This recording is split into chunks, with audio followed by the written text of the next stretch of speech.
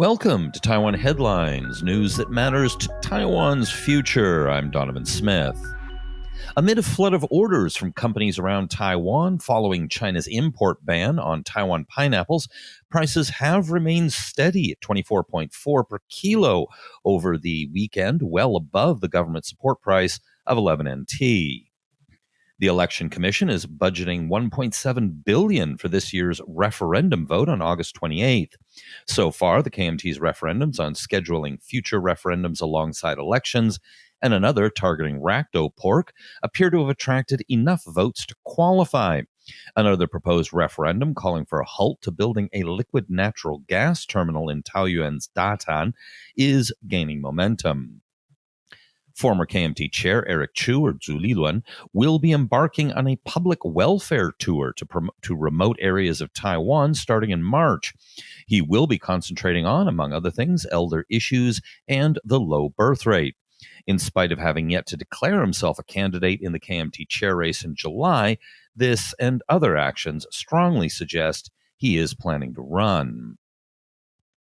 The Executive Yuan has unveiled a 5-year 11 billion NT, or almost 400 million US dollar, investment plan for the development of a 5G artificial intelligence of things, or AIoT, innovation hub in Kaohsiung's Asia New Bay area.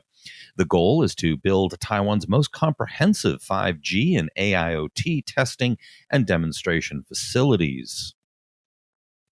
According to the Taiwan Institute of Economic Research, the composite index for the manufacturing sector, which gauges business sentiment among manufacturers, rose 0.41 points from a month earlier to 106.42 in January, the highest in 13 years.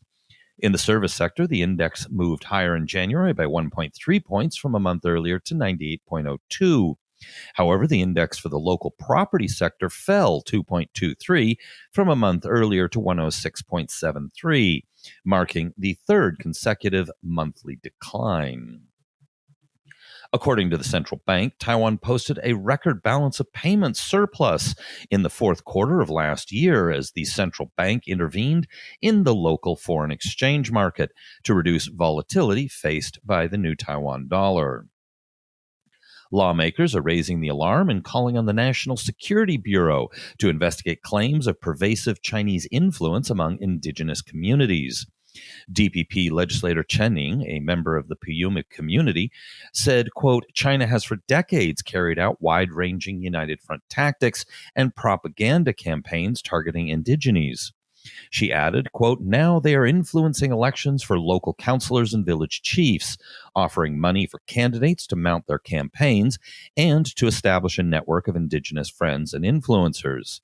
She outlined a long list of United Front activities, including that China has used its United Front strategies to garner influence with all expense-paid trips, Chinese companies helping to finance indigenous businesses, subsidies for indigenous farmers traveling to China for business, establishing Taiwan agricultural trade emporiums in China, donating to indigenous youth programs, financing school lunch programs, and funding harvest festivals and traditional events. As countries around the world have started pulling the plug on China's Confucius Institute learning centers that indoctrinate students in Beijing's political line, Taiwan has been making moves to fill the void. The Ministry of Foreign Affairs has given the University of California, Los Angeles, $2 million US. Of the money given to UCLA's Asia Pacific Center, 800,000 NT will be used to create a program on Taiwan in the world, while the remaining 1.2 million will go toward establishing an endowment fund to help permanently support the Taiwan Studies program. The program will, quote, promote Taiwan studies in a global context and train a new generation of scholars and professionals in Taiwanese society, history, and culture. Students in the program will gain bilingual proficiency in English and Mandarin, including the ability to read and write traditional Chinese characters. Harvard University also recently received money from the government in Taiwan to further studies there. All right, that's it for our program. Be sure to hit like and subscribe if you're on YouTube. Hit that bell. And of course, if you possibly can, it does mean a lot to us here and really helps keep us going. Please join us as a patron on Patreon. We can be found at patreon.com/Taiwan Report. This has been brought to you by the Taiwan Report. For more content like this, become our patron at report.tw.